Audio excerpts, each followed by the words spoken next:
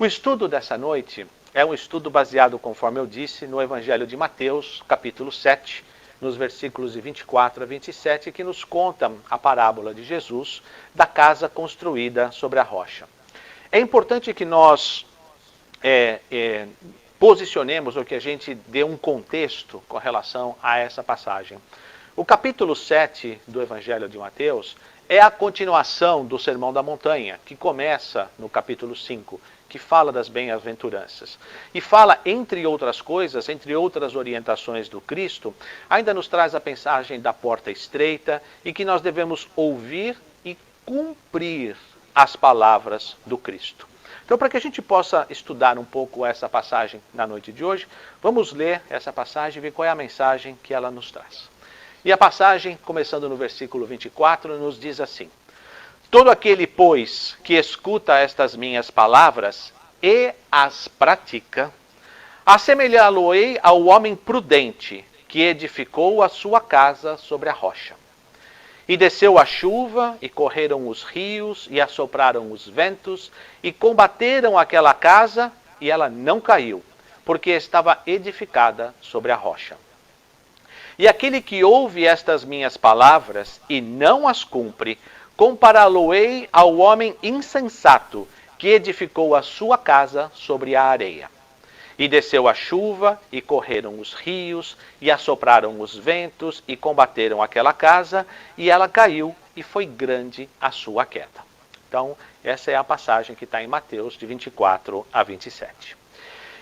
Uma das atividades que nós temos aqui no Plenitude, às terças-feiras, é o estudo do Evangelho aplicado à vida diária, né? A nossa vida cotidiana. Porque eu acho que essa é a principal função do Evangelho e do estudo do Evangelho. Não só nós recebermos a mensagem do Cristo, não só a procurarmos entendê-las, mas principalmente colocarmos em prática nas nossas atividades e no nosso dia a dia.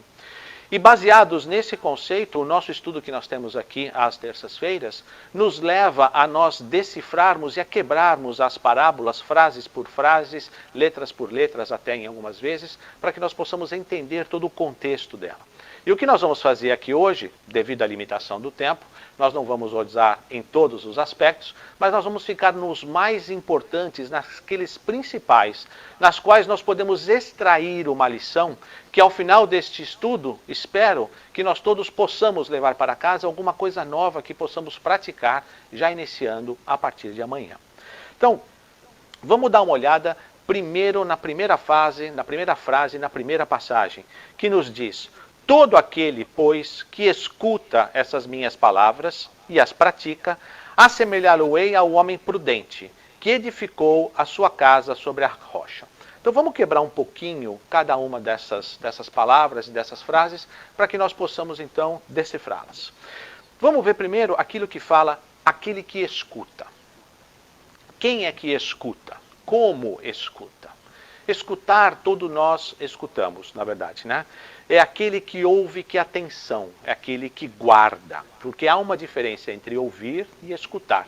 Ouvir, todos nós ouvimos muitos barulhos, músicas, comunicações, ruídos, coisas que acontecem à nossa volta, tudo nós ouvimos tudo isso. Mas escutar mesmo é aquele que, quando ouve, recebe, processa e guarda a mensagem, para que possa se utilizar e fazer uso daquilo que está recebendo. Então, quem escuta é aquele que ouve com atenção, que guarda a mensagem. Nós não podemos, entretanto, ficar só na escuta, como a própria frase diz. Quanto mais a criatura sabe, mais responsabilidades nós temos. Essa é a contrapartida de nós estudarmos e recebermos essa lição. Porque cada vez que nós recebemos alguma coisa nova, nós aprendemos mais, nós sabemos mais como as coisas devem ser feitas e como é que as coisas não devem ser feitas. E aí aumenta a nossa responsabilidade. Mas será que a responsabilidade é alguma coisa que nós devemos temer ou a responsabilidade é algo que nós devemos abraçar? Já se disse que muito se pedirá a quem muito foi dado. Então, quando nós abraçarmos a responsabilidade, nós vamos ter a oportunidade de contribuirmos ainda mais para a construção do reino de Deus nesta terra. Um dos papéis e um dos pilares da nossa existência. Livro dos Espíritos, questão 132. Qual o propósito, qual o objetivo da encarnação? Fazei-los progredir, dizem os Espíritos, e contribuir para a construção do reino de Deus na Terra. Quando nós abraçamos essa responsabilidade, quando nós praticamos essas mensagens, nós estamos efetivamente cumprindo o nosso papel na encarnação. Podemos ter um equívoco aqui, uma má interpretação ali, um desvio, uma queda um pouco mais adiante, mas pelo menos nós estamos levando adiante o nosso projeto, o nosso propósito da evolução espiritual. A responsabilidade que nós adquirimos com o conhecimento agregado que nós temos, jamais deve ser temido. Ele deve ser embraced, ele deve ser agregado a nós. Nós devemos levar isso adiante para que possamos efetivamente contribuirmos de alguma forma. Já que nós escutamos e nós já sabemos alguma coisa a respeito, a próxima é, e as pratica? Na verdade, antes de entrar nos pratica, eu queria trazer uma outra coisa que é importante a gente levar. Aquele que escuta, escuta o quê? Conforme a frase disse, estas minhas palavras. Quais são estas palavras do Cristo? Porque quando a gente pega o Novo Testamento, nós podemos estar olhando todas as orientações, todas as palavras do Cristo. Mas a gente não pode esquecer o contexto dessa passagem. É a sequência do Sermão da Montanha. Então, quem escuta estas minhas palavras, e aqui o Cristo se refere àquilo que ele tinha acabado de falar no Sermão da Montanha, que é a síntese da sua doutrina, é a síntese do seu ensinamento. E para que a gente possa simplesmente relembrar nesse momento, as bem-aventuranças é aquelas que falam, bem-aventurados os pobres de espírito, porque eles serão consolados, porque deles é o reino dos céus. Bem-aventurados os que choram, porque eles serão consolados. Bem-aventurados os mansos, porque eles herdarão a terra. Bem-aventurados os que têm fome e sede de justiça, porque eles serão fartos. Bem-aventurados os misericordiosos, porque eles alcançarão a misericórdia. Bem-aventurados os puros de coração, porque eles verão a Deus. Bem-aventurados os pacificadores, porque serão chamados filhos de Deus. Bem-aventurados os que são perseguidos por causa da justiça, porque deles é o reino dos céus. Bem-aventurados sois vós, quando vos injuriarem e perseguirem, e mentindo e disserem todo mal contra vós por minha causa. Se a gente prestar atenção nessas palavras, nas bem-aventuranças, elas são uma orientação à paciência, ao perdão, ao entendimento em todos os aspectos, em todos os momentos. Eventualmente, como eu disse um pouquinho antes, um deslize aqui, um erro aqui, fazem parte do nosso processo de evolução. Mas nós devemos entender isso como um chamamento à necessidade de nós mudarmos posturas, valores e comportamentos, para que nós possamos nos enquadrar e sermos aptos, capazes de praticar isso. De esquecermos um pouco os valores da terra, os valores da matéria e nos focarmos um pouco mais nos valores do Espírito, que são os valores imortais, que são aqueles que nós levaremos de volta para nós ao final da nossa existência. Então, se nós escutarmos essas palavras do Mestre e nós a praticarmos,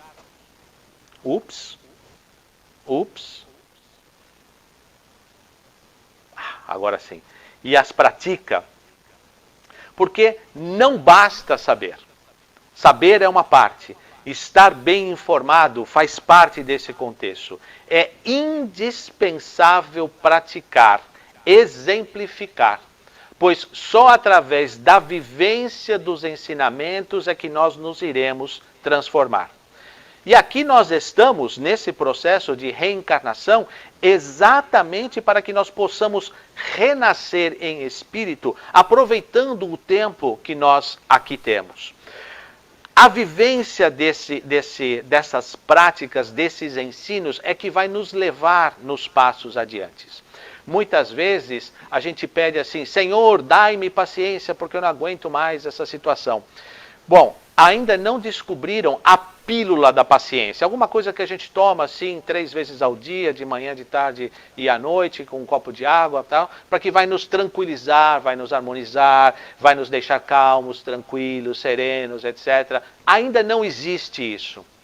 Se nós pedirmos paciência, o Pai vai nos oferecer circunstâncias, situações, fatos e acontecimentos que vão exigir a nossa paciência. É aí que nós a praticamos. É aí que nós vivenciamos estes valores morais. Se nós queremos sermos misericordiosos, nós temos que praticar a misericórdia. Nós temos que ser expostos a situações em que nós seremos traídos, maltratados, e nós temos que ser misericordiosos, porque este é o ensinamento divino. Todas essas circunstâncias da vida que acontecem ao nosso derredor são chamamentos divinos à prática dos valores cristãos, em tudo aquilo que nós recebemos.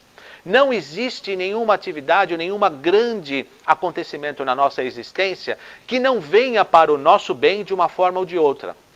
Se for um motivo de alegria, é porque nós somos merecedores. Se é um motivo de desafio, é porque nós estamos preparados para aquele momento vivenciarmos, vivermos e experimentarmos aquela situação de forma que nós possamos sair vencedores dela. O Pai não nos coloca jamais um peso maior nos nossos ombros do que nós temos a capacidade de suportar e de levar adiante. Se nós passamos por experiências que nos exigem o perdão, a misericórdia, o entendimento, a boa vontade, o esquecimento, a paciência, é porque nós estamos preparados para aquilo. Essas lições serão trazidas até nós à medida em que nós estivermos prontos e preparados para ela.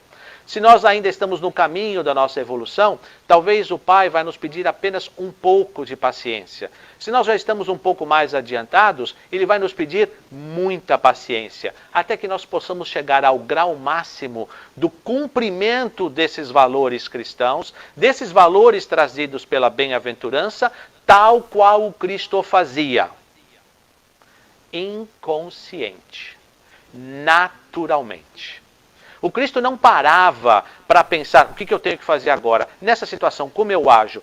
Tudo nele era natural, era automático. As atitudes, o comportamento, as palavras, a postura, o acolhimento, tudo nele era natural. Tudo nele era puro, saía de dentro do seu coração.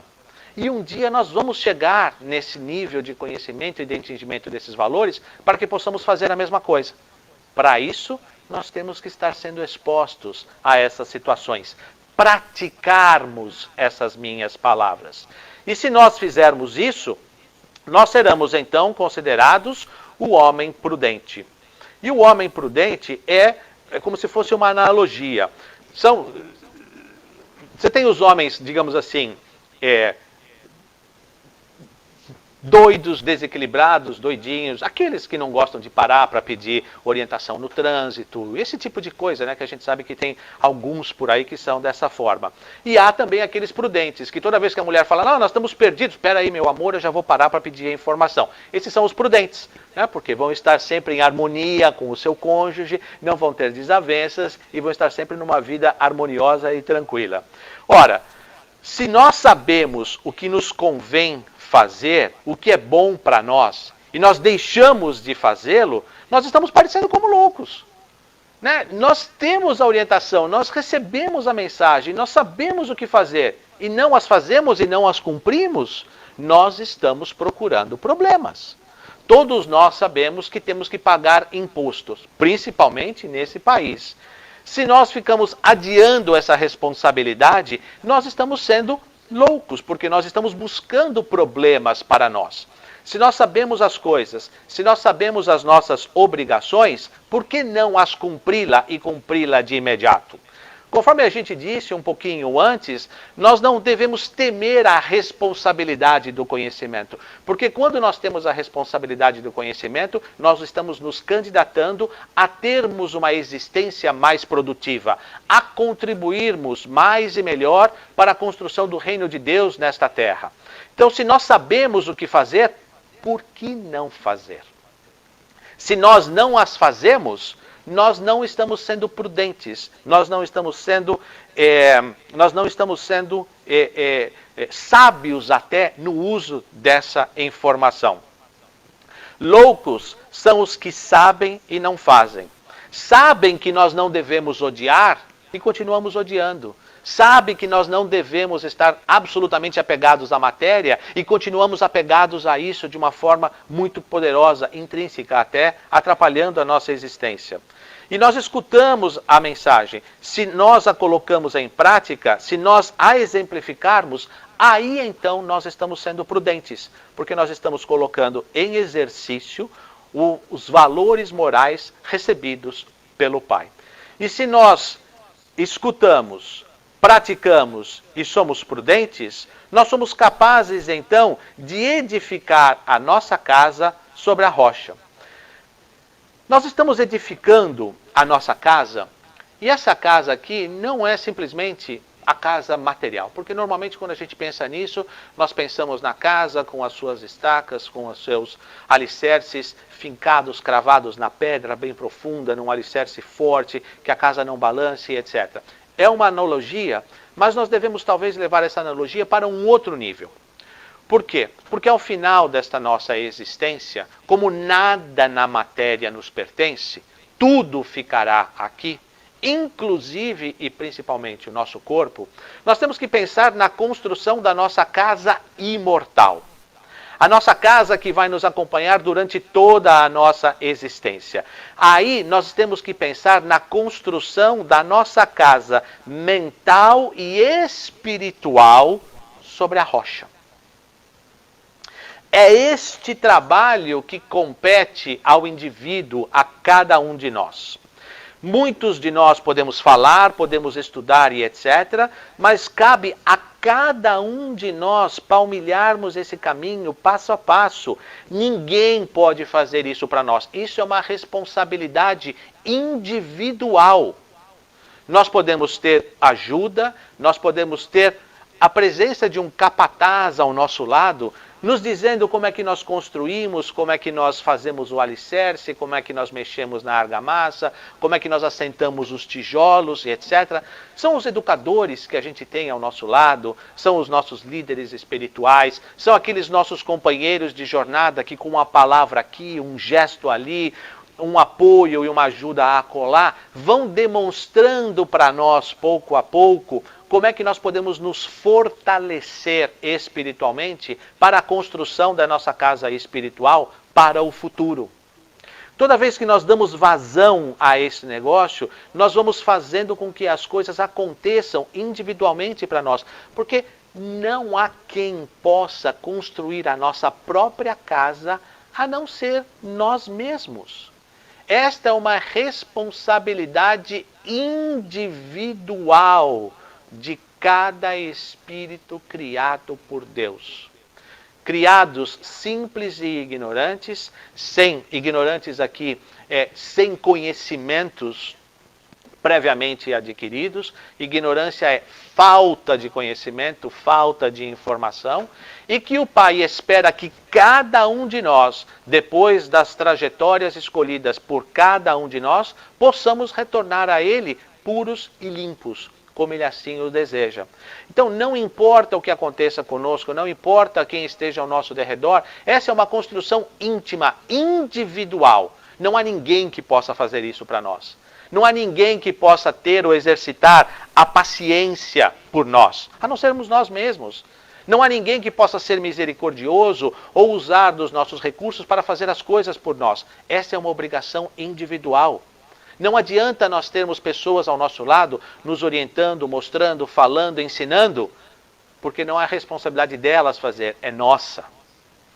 Daí então que a responsabilidade não deve ser evitada.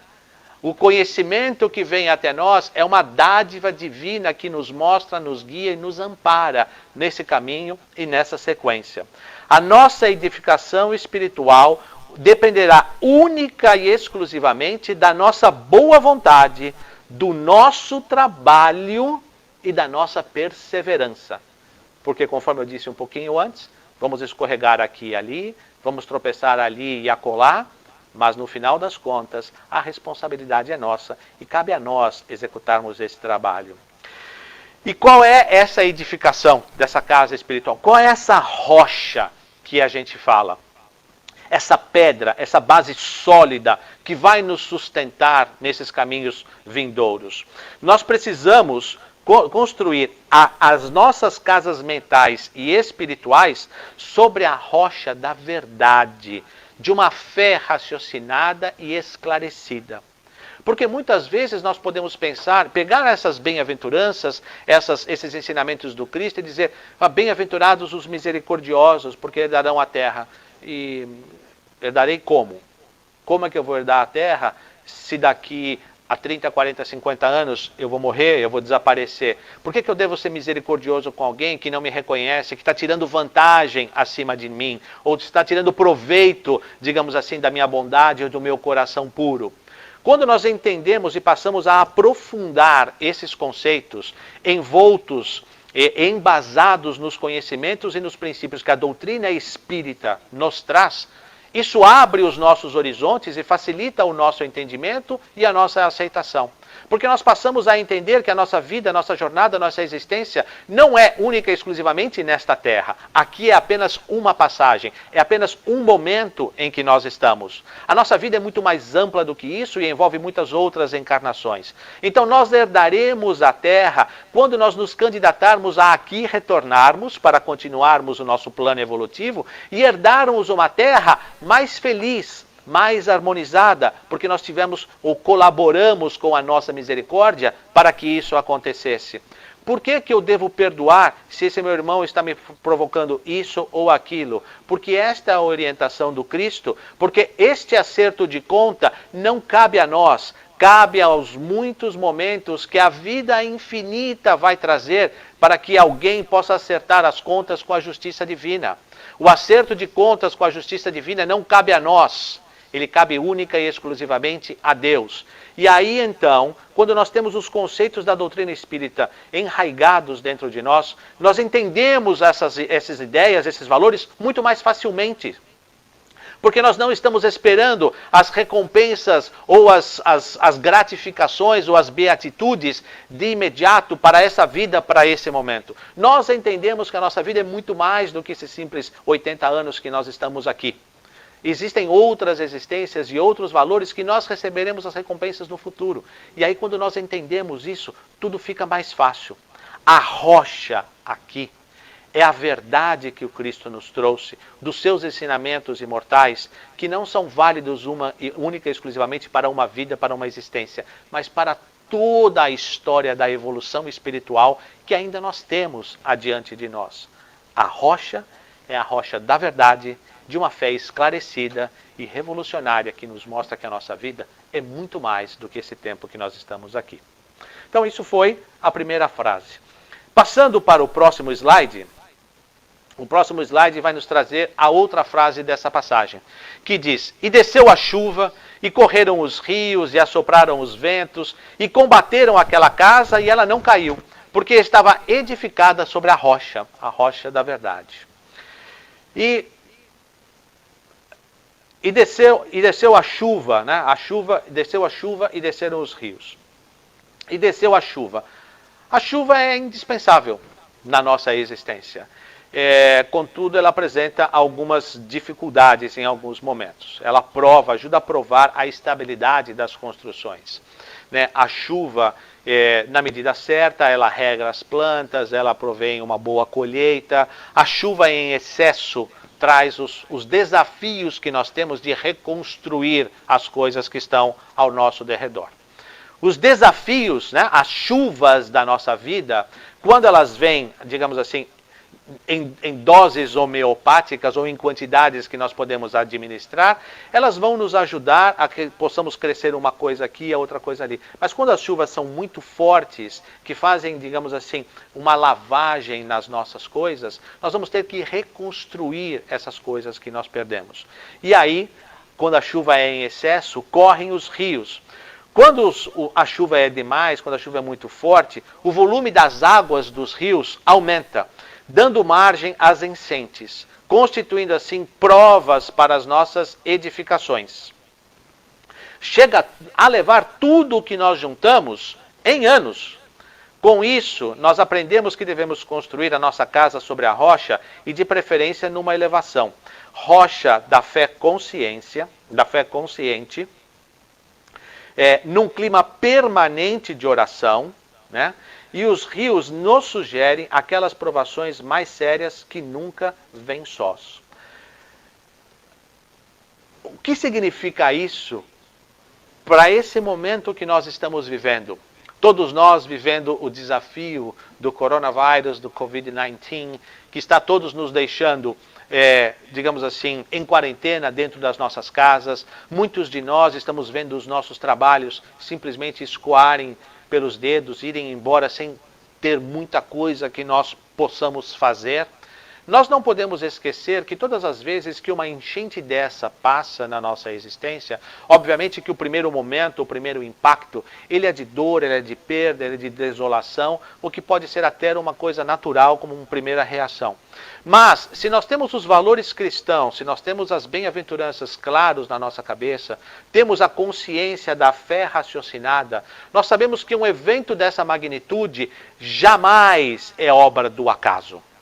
Um evento dessa magnitude, seguramente existe alguém no leme e no comando disto tudo, nos guiando para novos patamares ou para portos mais seguros, nos desviando dos mares revoltos que a nossa vida estava sendo levada ou conduzida até, de uma maneira até imprudente da nossa parte em alguns momentos, mas nos levando a portos mais seguros, a mares mais calmos e mais navegáveis.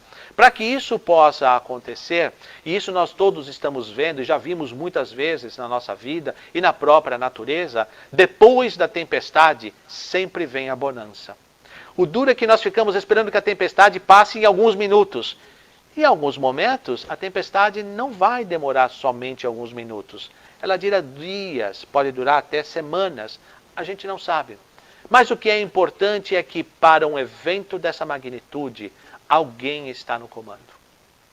Se nós confiamos, se nós acreditamos num Deus absolutamente perfeito, justo e amoroso, nós podemos estar seguros de que tudo isso que nós passamos, essas enchentes que estão levando muitas coisas para longe de nós, são acontecimentos previstos, necessários para a nossa evolução, que a cada um de nós vai deixar a lição individual que cada um de nós precisamos, seja ela qual for.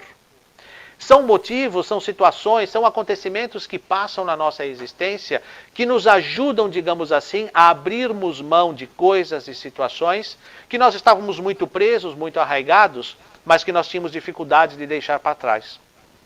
Se nós temos essa fé raciocinada, se nós temos o entendimento que a doutrina espírita nos traz, nós vamos aprender, talvez até a duras penas, eu posso concordar com isso, de que essas coisas são efêmeras.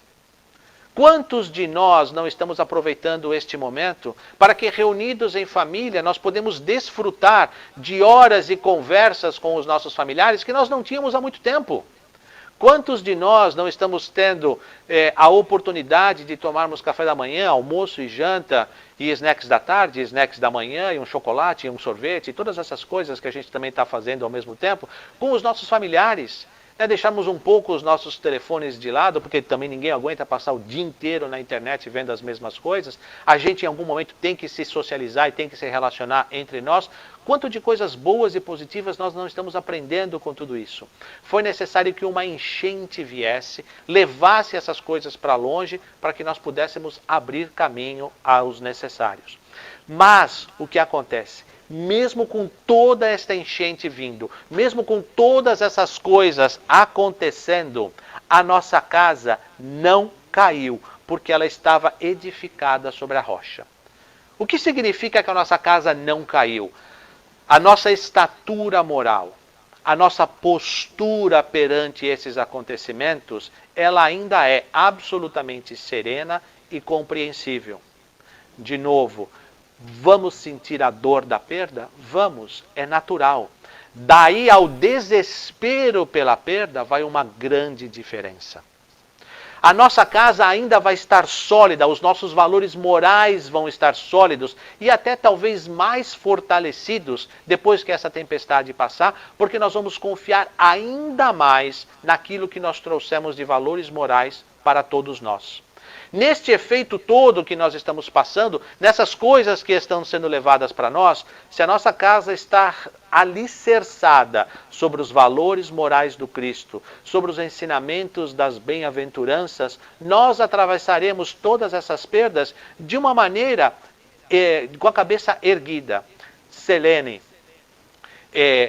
digna de uma postura que se espera do verdadeiro cristão. É neste aspecto que mesmo que as chuvas venham e levem e os rios cresçam e tudo mais, e levem tudo adiante de nós, nós manteremos a nossa postura absolutamente fiel, nós manteremos a nossa confiança nos desígnios divinos, porque nós sabemos que o Pai entende e conhece de nós muito mais do que até nós mesmos. E Ele sabe quais são as lições que são mais adequadas para o nosso momento de vida, para o nosso momento de evolução espiritual. E mesmo que levem tudo, e mesmo que soprem os ventos, mesmo que as coisas todas se desfaçam diante de nós, a nossa postura e a nossa confiança nos desígnios, ela continuará absolutamente inabalável. Porque, apesar de tudo, a casa permanece de pé. Ou seja, a nossa moral e a confiança nos desígnios divinos são inabaláveis. Se a casa espiritual, moral que nós estamos construindo está levantada na rocha da fé esclarecida, pode acontecer o que for ao nosso derredor, que não haverá perigo de nós entrarmos em desespero, porque nós estaremos sempre nas mãos de Deus. E como já disse Francisco de Assis numa passagem, ele diz: não há lugar melhor do mundo para estar do que nas mãos de Deus. Porque tudo isso faz parte da solução e do processo. Tudo isso faz da necessidade que nós temos de passarmos para que nós possamos agregar e praticarmos valores que nós fomos ensinados.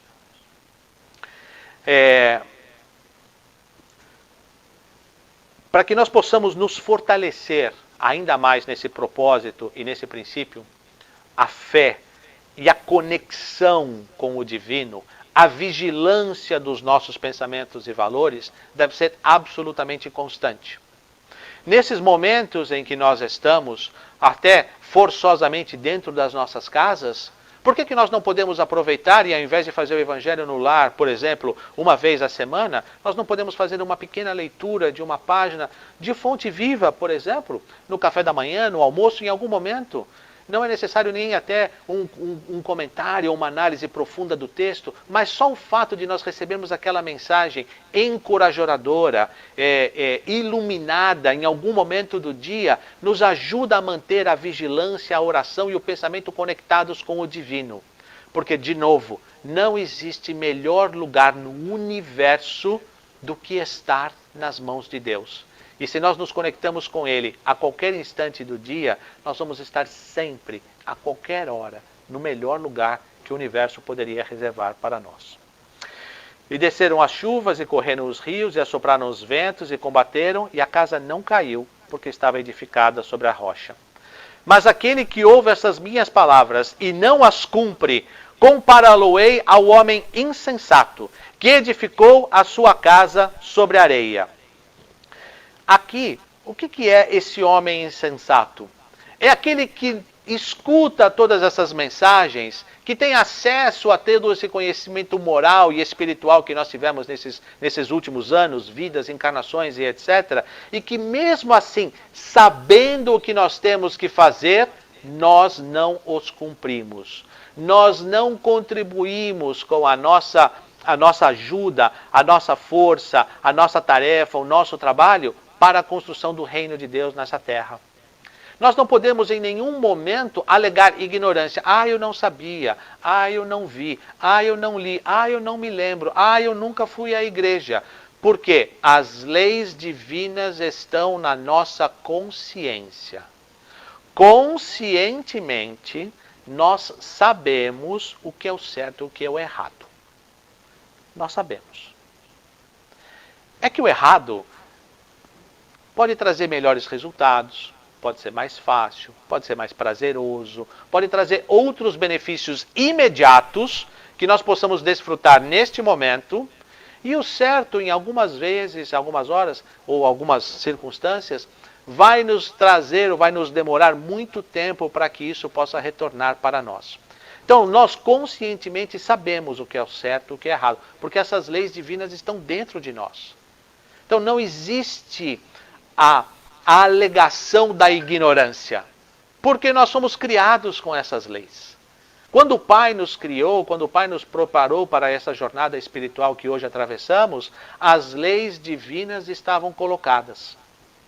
O que ele faz? De tempos em tempos, ele manda dos seus emissários para que essas leis possam ser relembradas dentro de nós. Foi assim com todos os enviados que passaram na Terra e em todos os outros sistemas e planetas do universo. Este foi o papel dos Vedas há quase 6.000 anos atrás. Esse foi o papel de Buda, de Confúcio e tantos outros mestres orientais. Esse foi o papel de Moisés. Esse foi o papel do Cristo. Esse foi o papel dos espíritos superiores que nos trouxeram a codificação espírita. São os enviados, os mensageiros, que nos relembram dessas leis para que nós possamos, de tempos em tempos, sermos lembrados daquilo que ele espera de nós. Nós sabemos, e toda vez que nós não as praticamos, nós estamos sendo insensatos. Nós temos o conhecimento na mão e nós os desperdiçamos. Nós sabemos que nós não devemos brigar e nós brigamos. Nós sabemos que nós não devemos odiar ou procurar revolta ou procurar revanche e nós continuamos odiando, procurando revolta, sendo revoltados e procurando revanche e acerto de contas. Nós sabemos que nós devemos oferecer a outra face, mas não, a gente vai logo e parte para um revide. Nós sabemos tudo isso.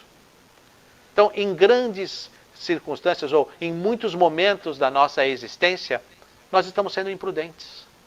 Nós estamos desperdiçando a oportunidade divina e sagrada da existência para que nós possamos agregar os valores que precisamos, contribuirmos para a construção do reino de Deus nessa terra e sairmos desta existência melhor do que quando nós entramos. Que esse é o propósito da nossa vida. Sairmos daqui melhores do que quando nós chegamos. E se nós escutamos as palavras do Cristo, do Pai, da nossa consciência, nós sabemos, nós ouvimos e nós não a cumprimos, nós somos absolutamente insensatos. Nós estamos desperdiçando um tesouro na nossa existência. Porque nós estamos edificando a nossa casa sobre areia. O que acontece com isso? Quando nós temos esse conhecimento e nós não aplicamos, quando os desafios da vida vêm até nós, nós fraquejamos, nós caímos, nós entramos em desespero, nós nos entregamos à revolta, à necessidade de vingança, de transferir a responsabilidade para outras pessoas. Você é culpado, você fez isso aconteceu por causa daquilo, por causa daquela pessoa, ou por causa daquela circunstância, e etc. E a gente fica transferindo as responsabilidades porque nós não fomos fortes o suficientes, a nossa casa moral e espiritual não está edificada nos valores da fé raciocinada e do conhecimento cristão, e nós passamos a transferir as responsabilidades para outras pessoas ou outras situações. Nós estamos sendo insensatos, o desespero bate, a revolta bate, e nós perdemos o rumo da nossa existência muitas vezes. Muitos de nós, quando passam pelas situações de que a enchente leva tudo adiante, se estão com as suas casas espirituais calcadas e embasadas na rocha, vão rapidamente se reerguer. Aqueles que estão com as suas casas espirituais embasadas na areia terão muita dificuldade de se reerguerem, porque vão ficar culpando outras pessoas e situações, vão ficar procurando e buscando reconquistar aquilo que perderam. E alguém aqui já viu um rio caudaloso passar rápido? Tudo aquilo que o rio leva, nada se encontra depois. Tudo é levado de uma forma que a gente não consegue recuperar. E muitos de nós, depois, se estamos com a nossa casa construída sobre areia, nós tentamos recuperar aquelas coisas que o rio levou para muito longe e nós nunca mais vamos achar. Aí nós paramos a nossa vida, a nossa existência toda, porque nós nos continuamos presos àquilo que nós tínhamos, àquilo que nós éramos, àquilo que nós fizemos no passado, que nunca mais vai voltar, porque o rio levou. Se nós estamos com a nossa casa espiritual encalcadas e basadas na rocha, nós sabemos que aquilo foi um acontecimento na nossa vida para que nós pudéssemos construir coisas novas, melhores, mais sólidas a partir daquele conhecimento. E quando nós edificamos a nossa casa na areia, desce a chuva, correm os rios, assopram os ventos e combateram aquela casa, e a casa caiu e foi grande a sua queda. E foi grande a sua queda, e esses fenômenos todos que promovem e ao mesmo tempo colocam à prova a evolução humana, o progresso da criatura, se verificam com todos, sem exceção. Todos nós passamos por vendavais, furacões, chuvas torrenciais, enchentes, rios caudalosos. Todos nós passamos por isso em algum momento. Nenhum de nós é isento a essas grandes transformações na nossa existência. Ora, se a nossa edificação tem como base a areia, essa nossa casa ela está fadada à queda, à ruína. E isso, muitas vezes, é para a nossa própria felicidade, a fim de que nós possamos reiniciarmos uma nova construção, certamente aproveitando alguma coisa que ficou e restou dentro de nós, para que nós possamos embasar esta nova etapa da nossa vida numa rocha, em bases mais firmes.